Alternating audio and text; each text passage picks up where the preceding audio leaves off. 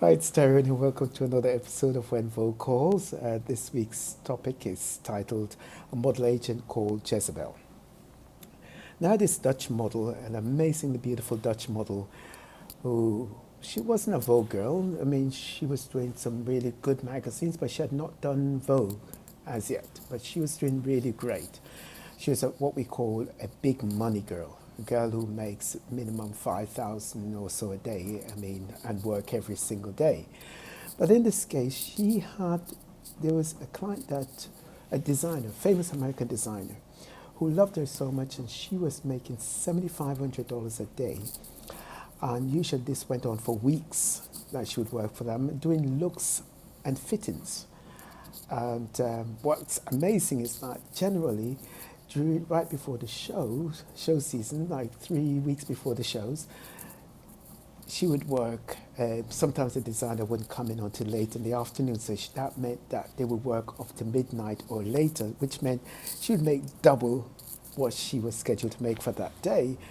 And so this went on for quite a few years. She worked with this designer and stuff, but there was one week in particular where she was doing the looks right before the shows, and there was a top supermodel that was doing the looks with her that week for one day. The supermodel was working for one day. Now my girl was working every single day, and the supermodel was making 9,000 for the day.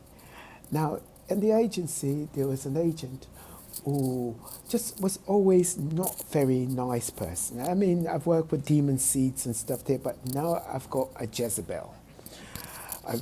Downright Jezebel in the agency. So one day she showed up at the agency and stood at the top of the stairs, and she screamed and all that. How dare you fill in the blank, blah, blah, blah, blah, blah, blah. How dare you sell out our model for 7,500 when another model is making 9,000.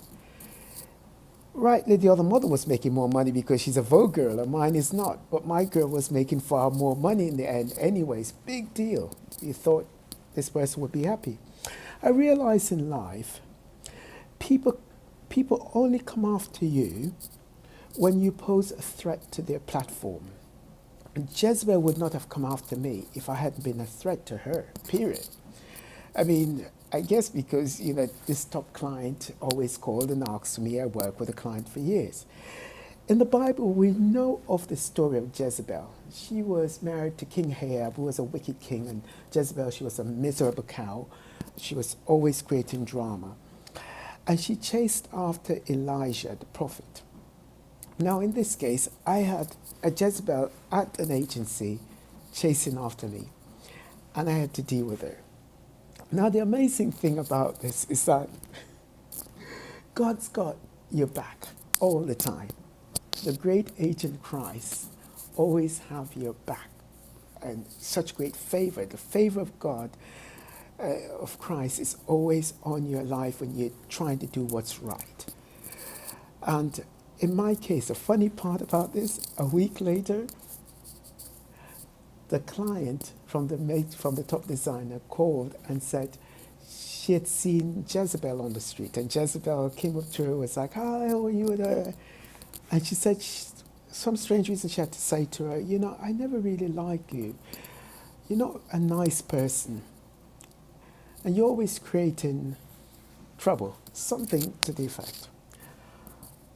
And I was surprised that the client would say that. But it shows us in life, sometimes you don't need to fight any battle because God has someone else fighting it for you. I didn't have to do anything. I didn't have to say anything, because when that agent, Jezebel, went berserk in the agency, I just stood there and I calmly just kept quiet, and I said, "Okay, I'll check on it." I tried to explain as calmly as possible that the other model is a supermodel, and that her rate should have been double what my model was making. My model was making 7,500. That supermodel should be making 15,000. So her agent should be, I would have slapped that agent. Sorry, no, I wouldn't have done that. But I would have been a bit disappointed if I was the agent and I found out that a model who's not a supermodel is making 7,500 and I'm going to make 9,000. I would have asked for double. I would have asked for 15,000 a day. But that's life. I wasn't her agent. I was the agent for my Dutch girl.